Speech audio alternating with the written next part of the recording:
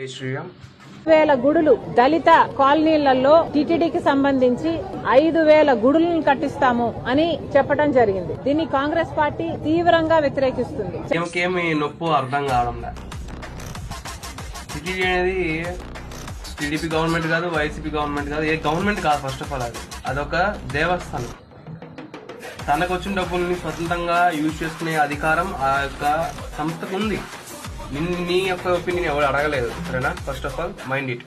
And దళిత కాలనీల్లో కట్టడానికి కారణం ఏమిటంటే అక్కడ ఎక్కువ నీలాంటి మత ఉన్మాదులు, మతాన్ని చేంజ్ చేసే, అంటే మీ హస్బెండ్ చేస్తున్నాడు కదా, మీ మొగుడు చేస్తున్నాడు కదా, మతాలను మార్చేసే పద్ధతి అలాంటి జరగకుండా ఆపడం కోసం చేస్తున్నాడు అనమాట వాళ్ళు. అంతేగాని ఇప్పుడు వాళ్ళు కట్టారంటే మీకు బిజినెస్ తగ్గిపోతుంది కదా, మీ బిజినెస్ డల్ అయిపోతుంది, మీ మతం ఇంకా ఎత్తిపోతుంది.